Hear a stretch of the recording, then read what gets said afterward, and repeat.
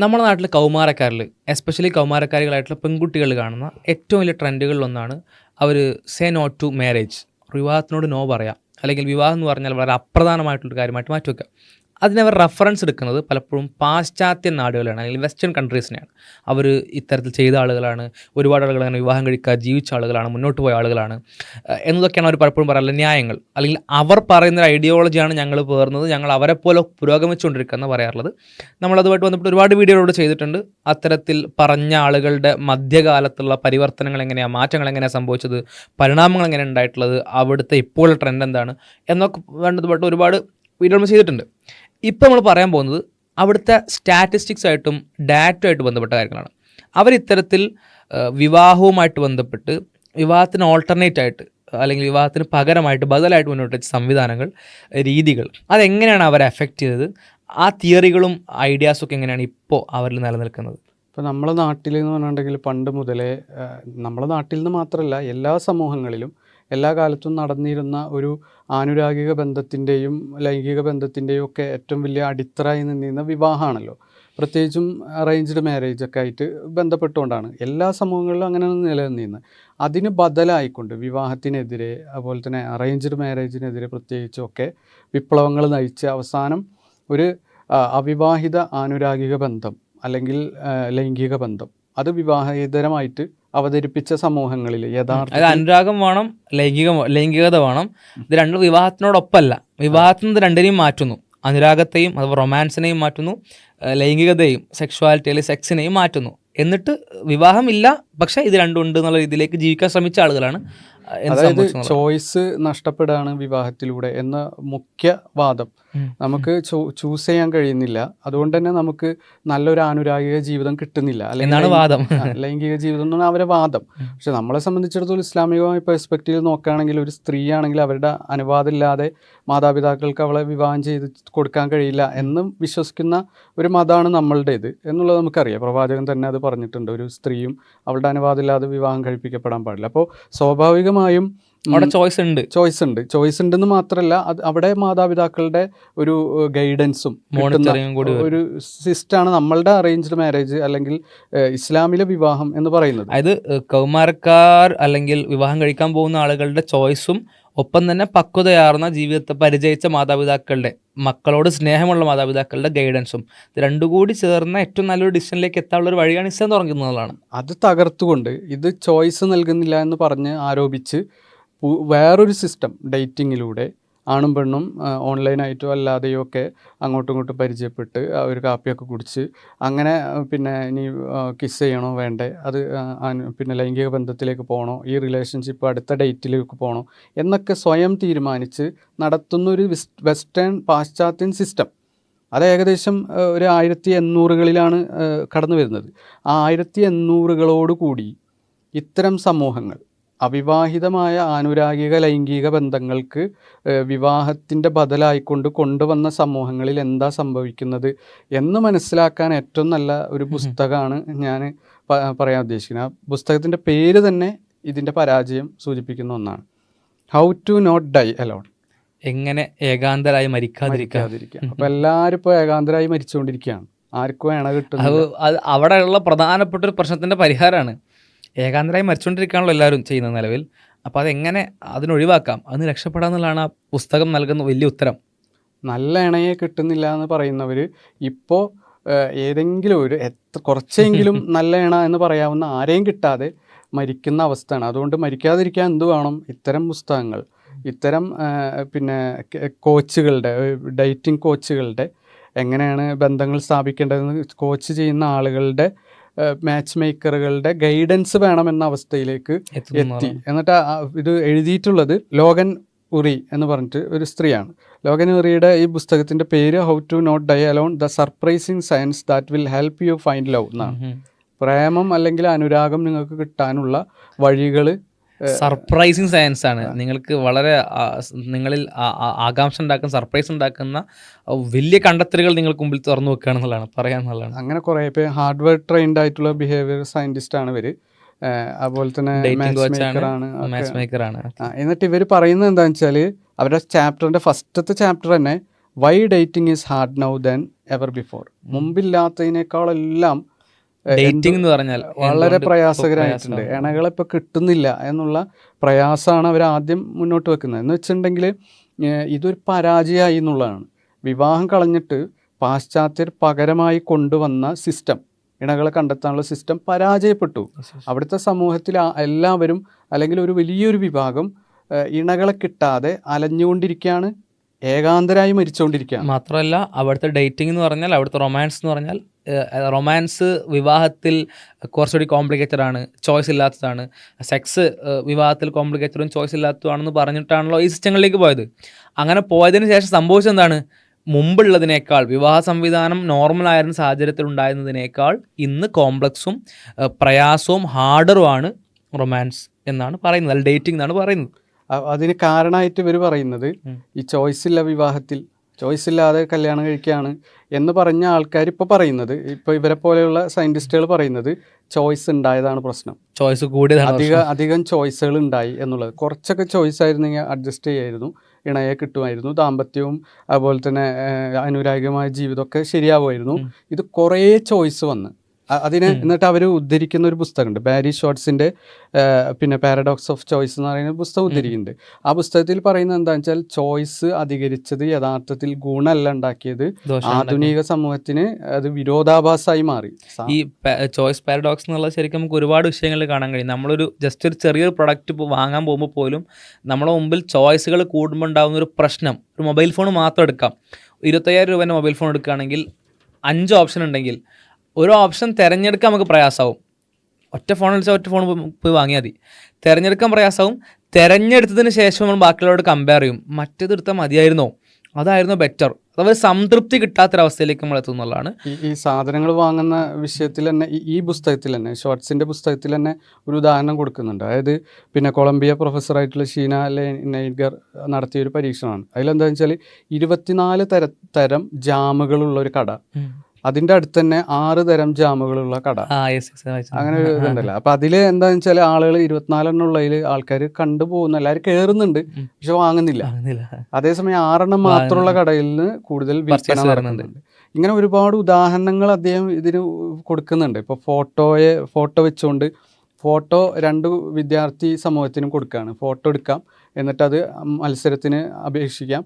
അങ്ങനെ മത്സരത്തിൽ നല്ല ഫോട്ടോ സെലക്ട് ചെയ്തിട്ട് അത് പിന്നെ പ്രദർശിപ്പിക്കപ്പെടും എന്നുള്ള ഒരു ഇത് ഹാർഡ്വേർഡ് പ്രൊഫസറായ ഡാനിയൽ ഗിൽബർട്ട് നടത്തുന്നുണ്ട്. അപ്പോൾ അതിൽ 2 വിഭാഗം വിദ്യാർത്ഥികളിൽ ഒരു വിഭാഗത്തോട് ഇദ്ദേഹം പറയുന്നത്, നിങ്ങളുടെ ഫോട്ടോ വേണമെങ്കിൽ എന്ത് ചെയ്യാം, മാറ്റാം, ഇടയ്ക്ക് വെച്ച് മാറ്റാം, ആദ്യം അയച്ചു തരാം, എന്നിട്ട് നിങ്ങൾക്ക് വേണമെങ്കിൽ അത് ഇടയിൽ മാറ്റാം. വേറൊരു വിഭാഗത്തോട് മാറ്റമൊന്നുമില്ല. അതെ, അങ്ങനെ വന്നപ്പോൾ പിന്നെ എന്താ സംഭവിച്ചതെന്ന് വെച്ചിട്ടുണ്ടെങ്കിൽ മാറ്റാമെന്ന് പറഞ്ഞവർ അവരുടെ ഫോട്ടോയിൽ അതൃപ്തരാണെന്നുള്ളതാണ്. അപ്പം ഫോട്ടോ മാറ്റാം, ഇത് കൊളായിട്ടുണ്ടെങ്കിൽ അടുത്ത ഫോട്ടോ ഇടാം എന്ന് പറയുന്നവർ അവരെടുത്ത ഏറ്റവും പെർഫെക്റ്റായി എന്ന് അവർക്ക് തോന്നിയിട്ട് അയച്ചെന്നത് പോലും അവർക്ക് സംതൃപ്തിയില്ല. നിങ്ങൾ നേരത്തെ പറഞ്ഞ പോലെ തന്നെ ഡിസിഷനിൽ സംതൃപ്തി ഇല്ലാത്ത അവസ്ഥ അവർക്ക് വരാണ്. അതേസമയം ഒരു ചോയ്സ് ഇല്ല, ഒരൊറ്റ അയച്ചുതരാം, പിന്നെ ഒന്നുമില്ല എന്ന് പറഞ്ഞവർ സാറ്റിസ്ഫൈഡ് ആണ്. അപ്പം മനുഷ്യൻ്റെ മനസ്സിൻ്റെ സൈക്കോളജി പഠിക്കാതെ വെറും തിയററ്റിക്കലായിട്ട് ഇങ്ങനെ ഒരു സിസ്റ്റം വന്നു കഴിഞ്ഞാൽ, ഡേറ്റിംഗ് സിസ്റ്റം വന്നു കഴിഞ്ഞാൽ, ഇങ്ങനെ അവിവാഹിതമായിട്ട് എല്ലാവരും പരസ്പരം തിരഞ്ഞെടുക്കാമെന്ന സിസ്റ്റം വന്നു കഴിഞ്ഞാൽ നന്നാവില്ലേ എന്നൊരു തിയറി, മനുഷ്യൻ്റെ ഹ്യൂമൻ സൈക്കോളജി ഒന്നും പഠിക്കാതെയുള്ള ഒരു സിസ്റ്റം കൊണ്ടുവന്നപ്പോൾ മനുഷ്യന്മാർക്ക് ചോയ്സിൽ എന്തില്ല, അസംതൃപ്തി. എന്ന് മാത്രമല്ല അതിൽ കോഗ്നിറ്റീവ് ബർഡൻ, എപ്പോഴും ഇതിനെപ്പറ്റി ചിന്ത ഭയങ്കര ഭാരമായിട്ട് തോന്നുക. പിന്നെ ഈ കോഗ്നിറ്റീവ് ബർഡൻ്റെ ഉള്ള മനസ്സിലാക്കാൻ വെച്ചാൽ നമുക്ക് ഇൻഫർമേഷൻ കിട്ടുന്നു എന്നുള്ളതാണ്. ഈ വിഷയങ്ങൾ എന്തൊക്കെയാണ് പരിഗണിക്കണം എന്നുള്ളതിനെ പറ്റി ഒരുപാട് ഇൻഫർമേഷൻ കിട്ടുന്നു. പിന്നെ 10 ക്വാളിറ്റീസാണ്, എന്തായിക്കോട്ടെ വിവാഹം മാത്രമല്ല കേട്ടോ, എന്താണെങ്കിലും ഒരു സാധനം വാങ്ങുമ്പോൾ 10 ക്വാളിറ്റീസാണ് പരിഗണിക്കേണ്ടത്. ആ 10 എണ്ണത്തിൻ്റെ പ്രോസും കോൺസും എല്ലാം നമ്മൾ എക്സ്ട്രാ ഇൻഫോംഡ് ആകുമ്പോൾ, അറിവ് കൂടുമ്പോൾ സ്വാഭാവികമായിട്ടും ഈ കൺഫ്യൂഷൻ കൂടുക ചെയ്യുക. കാരണം ഇത്രത്തോളം ബേർഡ് നമ്മുടെ തലയിലുണ്ട്, ഇത് വെച്ചിട്ട് എന്ത് ചെയ്യണം, ഇതിനെ ഒന്നിനെ ചൂസ് ചെയ്യണം, ഒന്നിനെ ഒഴിവാക്കണം എന്നുള്ളതാണ്. അവർ സ്വാഭാവികമായിട്ടും ആ കാര്യം. അതുപോലെ തന്നെ ഓപ്പർച്യൂണിറ്റി കോസ്റ്റ്, ഇത് ഞാൻ തിരഞ്ഞെടുത്തു കഴിഞ്ഞാൽ എനിക്ക് പിന്നെ വേറെ എന്തെങ്കിലുമൊക്കെ നഷ്ടപ്പെടുമോ എന്നുള്ള സംഗതി. ഇനി തിരഞ്ഞെടുത്തു കഴിഞ്ഞാൽ അതിൽ ഡിസ്സാറ്റിസ്ഫാക്ഷൻ, റിഗ്രറ്റ്, ഇത് തിരഞ്ഞെടുത്തല്ലോ മറ്റേത് മതിയായിരുന്നു എന്നൊക്കെയുള്ള ഇങ്ങനെ ഒരുപാട് ഡിസിഷൻ പാരാലിസിസ് എന്ന് വെച്ചിട്ടുണ്ടെങ്കിൽ എന്താ ഞാൻ ആരെ തിരഞ്ഞെടുക്കുക, ആരുമായിട്ട് ജീവിക്കും, ഇങ്ങനെ ഒരുപാട് പ്രശ്നങ്ങൾ ഈ പാരഡോക്സ് ഉണ്ടാക്കിയിട്ടുണ്ട് എന്നുള്ളതാണ്. ചോയ്സ് കൂടുന്തോറും ഉണ്ടാക്കിയിട്ടുണ്ട് എന്നുള്ളതാണ് ഇവർ പറയുന്നത്. അപ്പോൾ സ്വാഭാവികമായും വിവാഹം എന്ന് പറയുന്ന സിസ്റ്റത്തെ കളഞ്ഞിട്ട് എന്തൊന്നാണോ മറ്റ് അവിവാഹിതമായ ബന്ധത്തിന് നല്ലതായിട്ട് പറഞ്ഞത് അത് ഇവർക്ക് വിരുദ്ധമായിട്ട് അത് ഇപ്പോൾ പറഞ്ഞ വിഷയങ്ങൾ പല ഉദാഹരണങ്ങളോട് പറഞ്ഞ കാര്യങ്ങളൊക്കെ ആക്ച്വലി വർക്ക് ആകുന്നുണ്ട് ഡേറ്റിങ്ങിൽ അല്ലെങ്കിൽ റൊമാൻറ്റിക് റിലേഷൻഷിപ്പിൽ നിന്നാണ് പറഞ്ഞു വരുന്നത്. ഇപ്പോൾ അവിടെ പറഞ്ഞ പോലെ തന്നെ കൊഗ്നിറ്റീവ് ബേർഡൻ ആണെങ്കിലും അല്ലെങ്കിൽ അറിവിൻ്റെ ഭാരം, ബുദ്ധിയുടെ ഭാരം, അതിനെപ്പറ്റി ആലോചിക്കുന്നതിൻ്റെ പ്രശ്നം, ഈ ചോയ്സുകളെ പറ്റി ആലോചിക്കുന്നതിൻ്റെ പ്രശ്നം, അതേപോലെ തന്നെ ഇത് ഇടയ്ക്ക് വെച്ച് മാറ്റാം. ഇപ്പോൾ ലിവിങ് ടുഗദറിൻ്റെ ഭയങ്കര സംഭവമായിട്ടുള്ള ക്വാളിറ്റി ആയിട്ട് പറയുന്നത് എപ്പോൾ വേണമെങ്കിൽ ആ റിലേഷൻഷിപ്പ് അവസാനിപ്പിച്ച് അടുത്ത റിലേഷൻഷിപ്പ് തുടങ്ങാമെന്നുള്ളതാണ്. അതാണ് ഇവരുടെ ഡിസാറ്റിസ്ഫാക്ഷൻ്റെ മെയിൻ കാരണം. അതൃപ്തിയുടെ മെയിൻ കാരണം അതാണ്. ഇതെനിക്ക് എപ്പോഴെങ്കിലും അവസാനിപ്പിക്കാം എന്നൊരു ചിന്ത എന്ത് ചെയ്യാണ്, അതിൽ സാറ്റിസ്ഫാക്ഷൻ ഇല്ലാത്തൊരവസ്ഥയിലേക്ക് ആളുകൾ എത്തിക്കുക എന്നുള്ളതാണ്. അതേപോലെ തന്നെ തിരഞ്ഞെടുത്തതിന് ശേഷം സാറ്റിസ്ഫാക്ഷൻ ഉണ്ടാകുന്നില്ല, റിഗ്രറ്റ് ഉണ്ടാകുന്നു, അസംതൃപ്തി ഉണ്ടാകുന്നു, അങ്ങനെ ഡിസിഷൻ പാരലൈസ് ഉണ്ടാകുന്നു. അനേകം പ്രയാസങ്ങളിലേക്ക് ഈ ചോയ്സിൻ്റെ എണ്ണ കൂടുതൽ മാത്രം ആളുകൾ എത്തിക്കുന്നു എന്നുള്ളതാണ്. അപ്പോൾ ഇതിനവർ പരിഹാരം പറയുന്ന കുറേ കാര്യങ്ങളുണ്ട്. നിങ്ങൾക്ക് ചോയ്സ് എങ്ങനെ നിങ്ങൾക്ക് എടുക്കാം, എങ്ങനെ ചോയ്സ് പോസിറ്റീവായിട്ട് എടുക്കാം, എങ്ങനെ ഇണയെ തിരഞ്ഞെടുക്കാം എന്നൊക്കെ അവർ മാർഗദർശനം തരാണ്. ഗൈഡൻസ് തന്നെ അപകടകരമായ ഗൈഡൻസ് ആണെന്നുള്ളതാണ് അതിലെ വിരോധാഭാസം. അതിലെന്താണെന്ന് വെച്ചാൽ ഇതിലൊരു സംഗതി പറയാം. അപ്പോൾ ഇതിൽ സെക്രട്ടറി പ്രോബ്ലം എന്ന് പറഞ്ഞിട്ടൊരു സംഗതി ഇവർ കൊടുക്കുന്നുണ്ട്. സെക്രട്ടറി പ്രോബ്ലം എന്ന് പറഞ്ഞിട്ടുണ്ടെങ്കിൽ ഈ എക്കണോമിസ്റ്റുകളൊക്കെ പിന്നെ ജോലിക്കും മറ്റും സെക്രട്ടറി ആയിട്ട് സെലക്ട് ചെയ്യാൻ വേണ്ടിയിട്ട് കുറേ ഇൻ്റർവ്യൂവിന് പങ്കെടുത്ത കാൻഡിഡേറ്റ്സുകൾ ഉണ്ടാവും. അവരെങ്ങനെ സെലക്ട് ചെയ്യും? ഇപ്പോൾ 100 പേരുണ്ട്, 200 പേരുണ്ട്, 300 പേരുണ്ട്, ഇതിലേത് സെക്രട്ടറിനെ സെലക്ട് ചെയ്യും? ഇനി നമ്മൾ ഓരോ സെക്രട്ടറിക്കും മാർക്ക് ഇടാണെങ്കിൽ പോലും മുമ്പ് നമ്മൾ എങ്ങനെ മാർക്ക് ഇട്ടത് എന്നുള്ള പ്രശ്നം ഉണ്ടാവും. മുമ്പത്തെ ആളായിരുന്നോ ശേഷമുള്ള ആളായിരുന്നോ നല്ലത് ഒക്കെ പ്രശ്നം ഉണ്ടല്ലോ. അപ്പോൾ എക്കണോമിസ്റ്റുകൾ ഒരു മാർഗം പറഞ്ഞു തന്നു. അതെന്താണെന്ന് വെച്ചാൽ 37% ആൾക്കാരെ ഇൻ്റർവ്യൂ ചെയ്യാം, ബാക്കി വരുന്ന ആൾക്കാരെ ഇൻ്റർവ്യൂ ചെയ്യണമെന്നില്ല. 37% ആൾക്കാരെ ഇൻ്റർവ്യൂ ചെയ്തിട്ട് അവരിൽ ഏറ്റവും നല്ല കാൻഡിഡേറ്റ് ആയിട്ട് ആരെയാണ് തിരഞ്ഞെടുക്കുക. ഇപ്പോൾ 10ാമത്തെ ആളായിരിക്കും ഏറ്റവും നല്ലതായിട്ട് നമുക്ക് തോന്നിയെങ്കിൽ അടുത്ത 37%-ന് ശേഷമുള്ള ആൾക്കാരിൽ ആരാണോ ഈ 10ാമത്തെ ആളുടെ പോലത്തെ വിശേഷണങ്ങളുള്ളത് അയാളെ സെലക്ട് ചെയ്യുക. അതായത് 37% മാത്രം ഇൻ്റർവ്യൂ ചെയ്യുക, അതിൽ നിന്ന് ഒരാളെ ബെറ്ററായിട്ട് സെലക്ട് ചെയ്യുക, ആ ഒരാളുമായിട്ട് നെക്സ്റ്റ് ഇൻ്റർവ്യൂകളെ കമ്പയർ ചെയ്യുക, വേറെ ഒന്നുമായിട്ട് കമ്പയർ ചെയ്യേണ്ട, ആ ഒറ്റ ആളായിട്ട് മാത്രം കമ്പയർ ചെയ്യുക. ആ കമ്പാരിസണിൽ ഒരാളെ ബെറ്ററായിട്ട് തോന്നുന്നുണ്ട് അടുത്ത ഇൻ്റർവ്യൂകളിലെങ്കിൽ അയാളെ സെക്രട്ടറിയായിട്ട് സെലക്ട് ചെയ്യുക എന്നുള്ളതാണ്. ഇതുപോലെ എന്ത് ചെയ്യണം, ഡേറ്റിങ്ങിൽ ചെയ്യണം എന്നാണ് ഇവർ പറയുന്നത്. അതായത് ഇവർ കൊടുക്കുന്ന സജഷനാണ്, നിങ്ങൾക്ക് എങ്ങനെ ഏകാന്തരാകാതെ മരണപ്പെടാം അല്ലെങ്കിൽ ഏകാന്തരായിക്കൊണ്ട് മരണപ്പെടുന്ന അവസ്ഥ എങ്ങനെ ഒഴിവാക്കുക എന്നുള്ള സജഷൻ കൊടുക്കുകയാണ്. പ്രശ്നത്തെ സൂചിപ്പിച്ചതിന് ശേഷം പരിഹാരം കൊടുക്കുകയാണ്. നിങ്ങൾ 37% ഡേറ്റിങ്ങിൽ നിന്ന് 100 ഓപ്ഷൻ ഉണ്ടെങ്കിൽ 100 ഓപ്ഷൻ എന്ന് പറഞ്ഞാൽ ഇത് സെക്രട്ടറി പോലുമല്ല, 100 ആളുകളുമായി ആനുരാഗികവും ലൈംഗികവുമായ ബന്ധത്തിൽ ഏർപ്പെട്ടുകൊണ്ടിരിക്കുക. എന്നിട്ട് അതിൽ 37%-നെ പ്രത്യേകമായിട്ട് കൺസിഡർ ചെയ്യുക, അതിൽ ഒന്നിനെ സെലക്ട് ചെയ്യുക, അതുമായിട്ട് ബാക്കിയുള്ളവരെ കമ്പയർ ചെയ്യുക. ഡേറ്റിംഗ് മാച്ചിങ് പാർട്ട്ണർ സെലക്ട് ചെയ്യാൻ കേട്ടോ. അത് സിംപ്ലി വിവാഹം എന്ന് പറഞ്ഞൊരു കാര്യത്തെ റീപ്ലേസ് ചെയ്യാൻ വേണ്ടിയിട്ട് തിരഞ്ഞെടുക്കുന്നൊരു കോംപ്ലക്സ് സിസ്റ്റമാണ്. വിവാഹം എങ്ങനെ ഒഴിവാക്കണം, വിവാഹം എങ്ങനെയും പറ്റൂല, വേറെ എന്തെങ്കിലുമൊക്കെ എന്ന് പറഞ്ഞിട്ട് എന്ത് ചെയ്യാണ്, വേറെ കാര്യങ്ങളിലേക്ക് പോയി പ്രശ്നങ്ങൾ പരിഹരിച്ച് കുറേ പ്രശ്നങ്ങൾ കാണുന്നു, കുറേ ബുദ്ധിമുട്ടുകൾ കാണുന്നു, പരിഹരിച്ച് അവസാനം വിവാഹത്തെ ഒഴിവാക്കിക്കൊണ്ട് തിരഞ്ഞെടുക്കുന്ന സിസ്റ്റത്തിനെ പറ്റി ആലോചിക്കാൻ. അതെ, 100 എന്നിപ്പോൾ നമ്മൾക്ക് ഈ പെർസെൻറ്റേജ് വെച്ചിട്ട് നമ്മൾ പറയുന്നില്ല, 37% എന്ന് പറയുമ്പോൾ 100 പേരായിട്ട് ഇവർ ബന്ധം ഉണ്ടാവും. 100 മാത്രമല്ല, 200, 1000. ഇപ്പോൾ ഈ അടുത്ത് യൂട്യൂബിൽ വളരെ പിന്നെ വൈറലായിട്ടുള്ളൊരു വീഡിയോ ഉണ്ടായിരുന്നു. അതിൽ ഒരു സ്ത്രീ പറയുന്ന അവരുടെ ബോഡി കൗണ്ട് എന്ന് പറയാം. പണ്ട് ബോഡി കൗണ്ട് എന്ന് പറഞ്ഞാൽ ഇപ്പോൾ ബോഡി കൗണ്ട് എന്ന് പറഞ്ഞാൽ എത്ര പേരായിട്ട് ലൈംഗിക ബന്ധത്തിൽ ഏർപ്പെട്ടു. അതിൽ ആൻഡ്രൂ ടൈറ്റ് എന്ന് പറഞ്ഞിട്ട് ഒരാളുണ്ടല്ലോ, അയാളുമായിട്ടുള്ള ഇൻ്റർവ്യൂവിൽ ഒരു സ്ത്രീ പറയുന്നത് അവർ 1000 എത്രയോ പുരുഷന്മാരുമായിട്ട് ഉറങ്ങിയിട്ടുണ്ട്. അപ്പോൾ പിന്നെ നേരെ ഇരിക്കുന്ന പുരുഷന്മാരും പറയാണ്, അതെ ഞങ്ങൾ അതിനേക്കാൾ അധികം അല്ലെങ്കിൽ അത്രത്തോളം ഞങ്ങളും ബന്ധപ്പെട്ടിട്ടുണ്ട്. അപ്പോൾ 1000, 2000 ഒക്കെ ആൾക്കാരുമായിട്ട് ഉറങ്ങുന്ന, എന്നിട്ട് ഏകാന്തരായി മരിക്കേണ്ടി വരുന്ന അവസ്ഥ. അതിൽ നിന്ന് 2 കാര്യങ്ങൾ നമുക്ക് മനസ്സിലാക്കും. ഒന്നെന്താണെന്ന് വെച്ചാൽ ഇവർ വളരെ മോണോഗമിയുടെ ആൾക്കാരാണ്. അതായത് പിന്നെ ഒരാൾ ഒരു പുരുഷന് ഒരു ഇണ, ഒരു പെണ്ണ് അല്ലെങ്കിൽ ഒരു പെണ്ണിന് ഒരാണ് എന്നൊക്കെ ഉള്ളത് സോഷ്യൽ മോണോഗമി ഭയങ്കരമായിട്ട് പ്രചരിപ്പിക്കുന്ന ആളുകളാണ്. അതായത് ഇവരെ സംബന്ധിച്ച് ഒന്നിലധികം ഇണകൾ എന്ന് പറയുന്നത് എന്തോ ഒരു മോശം കാര്യമാണ്. അഥവാ എൻ്റെ ഫിക്സഡ് പാർട്ട്ണർ, എൻ്റെ ലോയൽ പാർട്ട്ണർ എന്ന് പറഞ്ഞാൽ ഒരാളെ പാടുള്ളൂ. അതിനപ്പുറം എങ്ങനെ ഒരാൾക്കൊരു പാർട്ട്ണർ ആവുക എന്ന് ഒരു സൈഡിൽ പറയുന്ന ആളുകൾ, പോളിഗമിയെ ഒന്നിലധികം പാർട്ട്നേഴ്സ് ഉണ്ടാകുന്നതിനെ അറ്റ് ദി സെയിം ടൈം ഒന്നിലധികം വിവാഹം കഴിച്ച പുരുഷന്മാരൊക്കെ വളരെ മോശമായിട്ട് കാണുന്ന ആളുകളാണ്. സോഷ്യലി മൊണോഗമിയാണ് ഏറ്റവും ബെറ്റർ എന്ന് പറയുന്ന ആളുകളാണ്.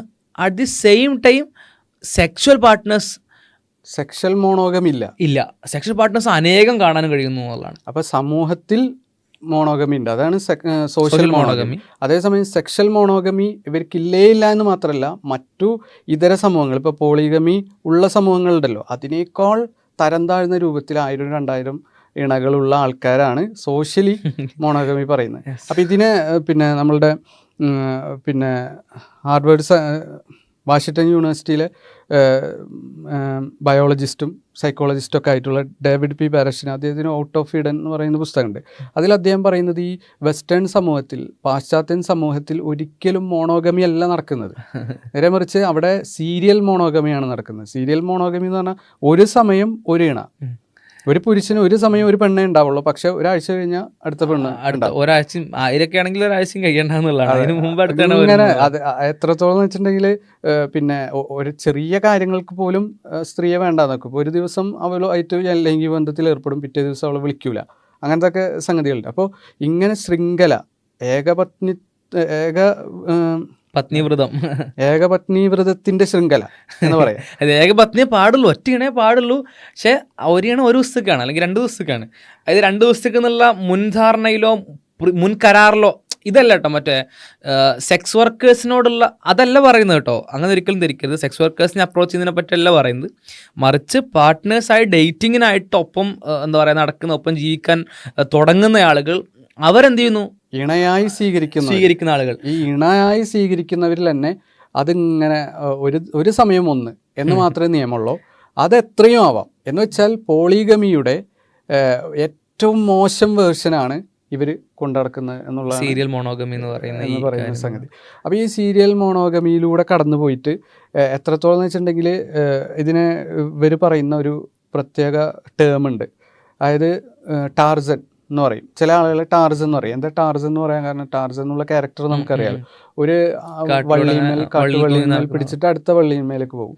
ഇതുപോലെ റിലേഷൻഷിപ്പ് കൊണ്ടുപോകുന്ന ആളുകളാണ് വെസ്റ്റിലെ ഭൂരിഭാഗം ആളുകൾ. അത് ഏത് രാജ്യത്തായാലും ടാർസന്മാരാണ് എന്നുള്ളതാണ് ഇവർ പറയുന്നത്. എന്ന് മാത്രമല്ല, ഈ പുസ്തകത്തിൽ how not to die alone എന്ന് പറയുന്ന പുസ്തകത്തിൽ 224-ാമത്തെ പേജിൽ ഇങ്ങനെ ഒരു സംഗതി ഇവർ പറയുന്നുണ്ട്.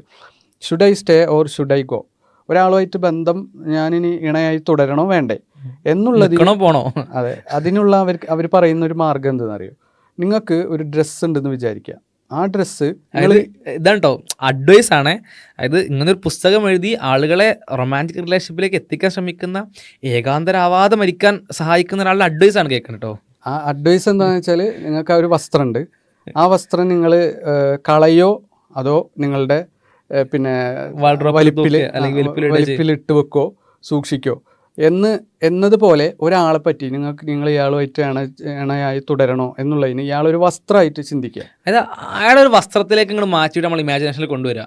ഇതിപ്പോൾ ഇയാൾ ഡ്രസ്സായിരുന്നെങ്കിൽ, ഇപ്പോൾ അങ്ങനെ പറയാറുണ്ടല്ലോ, ഇയാളൊരു ബിരിയാണി ആയിരുന്നെങ്കിൽ, മന്തി ആയിരുന്നെങ്കിൽ എന്ന് പറയുന്ന പോലെ, ഇയാളൊരു വസ്ത്രമായിരുന്നെങ്കിൽ ഞാനത് വാൾഡ്രോപ്പിൽ തൂക്കിയിടുന്നൊരു വസ്ത്രമായിരിക്കോ അദ്ദേഹം വലിച്ചെറിയുന്നൊരു വസ്ത്രമായിരിക്കോ എന്ന് ആലോചിച്ചിട്ട് ഒരു ഡിഷ് എടുക്കുക. വലിച്ചെറിയുന്ന വസ്ത്രമായിരിക്കുമെങ്കിൽ നിങ്ങൾ അയാൾ ഉപേക്ഷിക്കുക. വാൾഡ്രോപ്പിലേക്ക് തൂക്കിയിടുകയോ വലിപ്പിലേക്ക് എടുത്തു വെക്കുകയോ ചെയ്യുന്ന വസ്ത്രം ആണ് എന്നാണ് നിങ്ങൾ മനസ്സിലേക്ക് വരുന്നതെങ്കിൽ നിങ്ങൾ എന്ത് ചെയ്യുക, അയാളെ സ്വീകരിക്കുക, അയാളുമായിട്ടുള്ള ബന്ധം കണ്ടിന്യൂ ചെയ്യുക എന്നുള്ളതാണ് അഡ്വൈസ്. അപ്പോൾ ഇതിലൂടെ വേറൊരു പ്രശ്നം എന്താണെന്ന് വെച്ചാൽ, ഈ 1000 ആൾക്കാരുമായിട്ട് ബന്ധപ്പെടുന്ന ആളുകളെ സംബന്ധിച്ചിടത്തോളം ഒരുപാട് രോഗങ്ങളുടെ സാധ്യത, STD എന്ന് പറയുന്ന സംഗതി, സെക്ഷൽ ട്രാൻസ്മിറ്റഡ് ഡിസീസസ് ഒരുപാട് അധികരിച്ചു എന്ന് മാത്രമല്ല, ഇപ്പോൾ അമേരിക്കയിൽ ഡോക്ടർമാർ, ശസ്ത്രക്രിയ വിദഗ്ധരുടെയൊക്കെ ജേണലായിട്ടുള്ള journal of American physicians and surgeons എന്ന് പറയുന്ന ജേണലിൽ വന്ന ഒരു ആർട്ടിക്കിളിൻ്റെ ഒരു വരി ഞാൻ ഇവിടെ വായിക്കാം. അതെന്താണെന്ന് വെച്ചാൽ, ലൈംഗിക വിപ്ലവത്തിൻ്റെ ഈ പ്രത്യാഘാതങ്ങൾ ഒഴിവാക്കാനുള്ള ഏക ഉറപ്പുള്ള വഴി രോഗമില്ലാത്ത ഒരൊറ്റ പങ്കാളിയുമായി ആയുഷ്കാലം നീണ്ടു നിൽക്കുന്ന പരസ്പര വിശ്വസിച്ചുള്ള ബന്ധത്തിൽ മാത്രം ലൈംഗിക ബന്ധത്തിൽ ഏർപ്പെടുകയോ അല്ലെങ്കിൽ പൂർണ്ണമായും ലൈംഗികതയിൽ നിന്ന് വിട്ടുനിൽക്കുകയോ ചെയ്യലാണ്. STD ഒഴിവാക്കാനുള്ള ഏക വഴി. പൂർണ്ണമായി ലൈംഗികം വിട്ടു ചെയ്താൽ STD ഉണ്ടാവില്ല, പക്ഷേ വേറൊരുപാട് പ്രശ്നങ്ങളിലേക്ക് നയിക്കും. സോഷ്യൽ പ്രശ്നങ്ങളിലേക്ക് നയിക്കും. പോപ്പുലേഷൻ്റെ ഇഷ്യൂ ആണ്, ഫാമിലി വിഷയമാണ്, അതുപോലെ തന്നെ സോഷ്യൽ ലൈഫുമായിട്ട് ബന്ധപ്പെട്ട പ്രശ്നങ്ങൾ വരും, ഏകാന്തത വരും. അപ്പോൾ പൂർണ്ണമായി ലൈംഗികം വിട്ടു നിൽക്കുക എന്ന് പറഞ്ഞാൽ ലൈംഗിക രോഗങ്ങൾ വരില്ല, പോസിബിൾ അല്ലാത്ത STD വരില്ല, പക്ഷെ വേറൊരുപാട് പ്രശ്നങ്ങൾ വരും. എന്നാൽ അതല്ലാത്ത ഓപ്ഷൻ എന്താണ്? ഏറ്റവും സേഫ് ആയിട്ടുള്ള ഒരു ലോങ് ടേം പാർട്ട്ണറെ സ്വീകരിച്ച് അയാളുമായി വിശ്വസ്തമായുള്ള ലൈംഗിക ബന്ധം സ്വീകരിക്കുക. അതന്നെയാണ് വിവാഹം എന്ന് പറയുന്നത്. അതിൽ നിന്ന് രക്ഷപ്പെടാൻ വേണ്ടി ഒരാളിൽ തന്നെ പിന്നെ നിലനിന്ന് നമ്മളുടെ ചോയ്സ് ഒക്കെ നഷ്ടപ്പെടാണ് എന്ന് പറയുന്ന ആളുകൾ അവസാനം എത്തിപ്പെട്ടത്, ഈ ലോകങ്ങളുടെ ഭാഗമായിക്കൊണ്ട് എത്തിപ്പെട്ടത് ആ ഒരു വിവാഹം എന്ന് പറയുന്ന ചോയ്സ് ആയിരുന്നു. അത് നമ്മൾ ശരിക്കും ആലോചിച്ച് വെക്കുക. അതായത് ഒരു വിവാഹത്തെ ഒഴിവാക്കുന്നു, വേറൊരു ഓപ്ഷൻ തിരഞ്ഞെടുക്കുന്നു. ആ ഓപ്ഷനിലെ പ്രശ്നം പരിഹരിക്കാൻ വേണ്ടി പുതിയൊരു സിസ്റ്റം ഉണ്ടാക്കാൻ ശ്രമിക്കുന്നു. ആ സിസ്റ്റം തന്നെ വിവാഹമായിട്ട് മാറുന്നു. അല്ലെ, എന്താണോ വിവാഹം എന്നൊരു കണ്ടീഷൻ ഉണ്ടായിരുന്നത്, അതിലേക്ക് ഈ പ്രശ്ന പരിഹാരത്തിലൂടെ ആളുകൾ എത്തുന്നു. ഒരുപാട് ആളുകളായിട്ട് ബന്ധം ഉണ്ടാകുന്നു, അതിങ്ങനെ മാറിക്കൊണ്ടിരിക്കുന്നു. സോ ഞാൻ അടുത്ത ആഴ്ച ബന്ധപ്പെടുന്ന ഒരാൾ എന്ന് പറഞ്ഞാൽ കഴിഞ്ഞ ആഴ്ച വേറെ ആരോഗ്യമായിട്ട് ബന്ധമുണ്ടായ ആളായിരുന്നു. അപ്പോൾ അയാൾക്കൊരു രോഗമുണ്ടായിരുന്നെങ്കിൽ ഈ ആളിലൂടെ എന്നിലേക്ക് ആ രോഗം എത്തി. ആ ആൾ എൻ്റെ അടുത്തുനിന്ന് പോയി കഴിഞ്ഞ് വേറൊരാളായിട്ട് ബന്ധപ്പെട്ട് കഴിഞ്ഞാൽ അയാൾക്ക് ആ രോഗം കൊടുത്തു. ഞാൻ വേറൊരാളായിട്ട് ബന്ധപ്പെട്ട് കഴിഞ്ഞാൽ ഞാൻ അപ്പുറത്തെ ആൾക്കാർ രോഗം കൊടുത്തു. ഞാൻ കൊടുത്ത ആൾ വേറെ ആൾക്കും രോഗം കൊടുത്തു. അങ്ങനെ ഈ ശൃംഖല ഇങ്ങനെ വളരെ വളരെ വളരെ വലിയ രീതിയിൽ എന്ത് ചെയ്യും, വലിയ ഒരളവിൽ വർദ്ധിക്കും, വലുതാവും. ഇവിടെ സംഭവിക്കില്ല.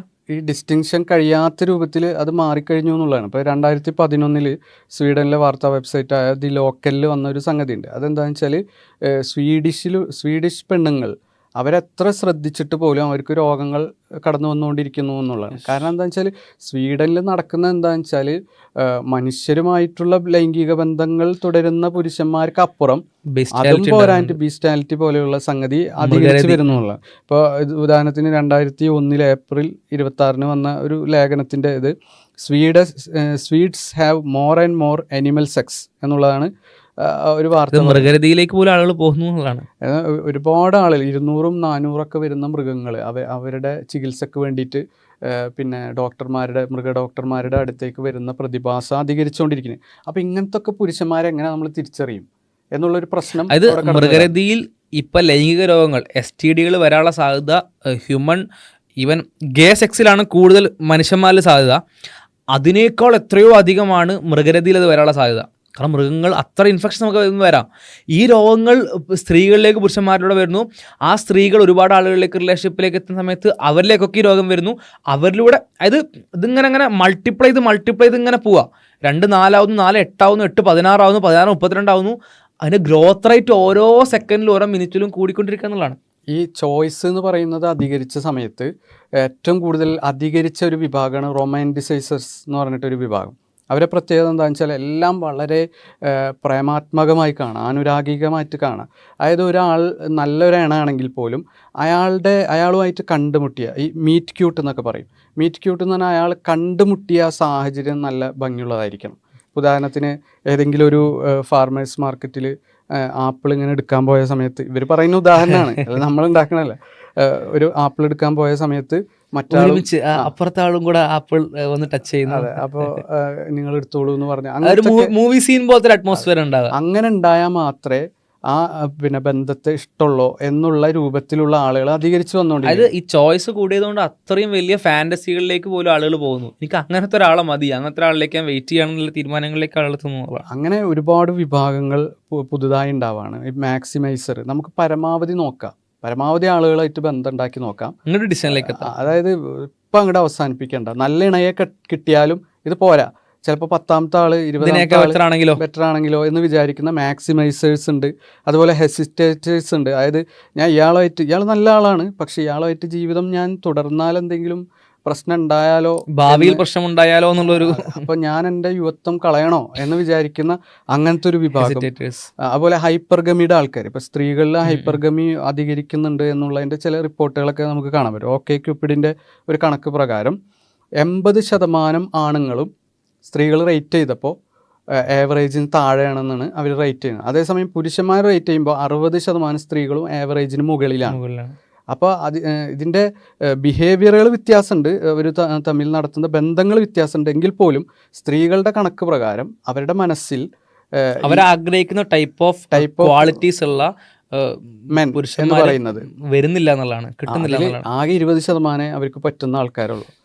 ഈ 20% എത്ര പേര് ആയിട്ട് സ്വാഭാവികമായിട്ടും. അപ്പോൾ സ്വാഭാവികമായിട്ട് ഈ 80% ആണുങ്ങളും, അല്ലെങ്കിൽ അതിൻ്റെ ഒരു ചെറിയ ഒരു അടിക്ക് വരുന്ന ഒരു 60 ഒക്കെ വരുന്ന ശതമാനം ആണുങ്ങൾക്കും ഇണകളെ കിട്ടാത്ത, പെണ്ണുങ്ങളെ കിട്ടാത്ത അവസ്ഥ. അത് ആ ടോപ്പ് 20% മാത്രം, ആ 20% 100% സ്ത്രീകളെ സാറ്റിസ്ഫൈ ചെയ്യിക്കേണ്ടി വരുന്ന ഒരു തീരെ പ്രാക്ടിക്കൽ അല്ലാത്ത, ആപ്ലിക്കബിൾ അല്ലാത്ത, സാധ്യമല്ലാത്തൊരു സൊല്യൂഷനിലേക്കാണ് എന്ത് ചെയ്യുന്നത്, ഇവരുടെ ഈ ക്വാളിറ്റികൾ നയിക്കുന്നതാണ്, അല്ലെങ്കിൽ ഇവരുടെ ഈ ചോയ്സുകൾ, ഇവരുടെ ഡിസിഷനുകൾ നയിക്കുന്നതാണ്. അപ്പോൾ ആ 20% എന്ന് പറയുന്നത് ചിലപ്പോൾ എന്ത് ചെയ്യും, ഓൾറെഡി ഉള്ള ആളായിരിക്കും. അപ്പോൾ ഈ ഇണയുള്ള ആളെ എന്ത് ചെയ്യുക, സ്വന്താക്കാൻ വേണ്ടിയുള്ള ശ്രമം. ഇത് പാശ്ചാത്യ സമൂഹത്തിൽ അതിനെ മെയ്റ്റ് പൗച്ചിങ് എന്നാണ് പറയാം. മെയ്റ്റ് പൗച്ചിങ് എന്ന് പറഞ്ഞിട്ടുണ്ടെങ്കിൽ അമേരിക്കയിൽ ഇപ്പോൾ സ്ത്രീകളിൽ ഏകദേശം 53% പേരും വേറൊരാളുടെ ഇണയായ പുരുഷനെ സ്വന്തമാക്കാൻ വേണ്ടിയിട്ട് കുറച്ച് ശ്രമമൊക്കെ നടത്തിയിട്ടുണ്ട്. അതായത് ഈ ഹൈപ്പർഗമി ഉള്ള സ്ത്രീകളെ സംബന്ധിച്ച്, അല്ലെങ്കിൽ അങ്ങനെ അധികം സ്ത്രീകളെന്നുള്ളത് കൊണ്ട് അവർ വളരെ സെലക്റ്റീവായിട്ട് അത്രയും ക്വാളിറ്റിയുള്ള പുരുഷന്മാരെ തേടിയിരിക്കുന്നു. ഭയങ്കര മസ്കുലിനായ, ഭയങ്കര ഡൊമിനേറ്റിംഗ് ആയ, ഭയങ്കര ആ തരത്തിൽ പവറൊക്കെ ഹാൻഡിൽ ചെയ്യാൻ പറ്റുന്ന പുരുഷന്മാരെ നോക്കിയിരിക്കുന്നു.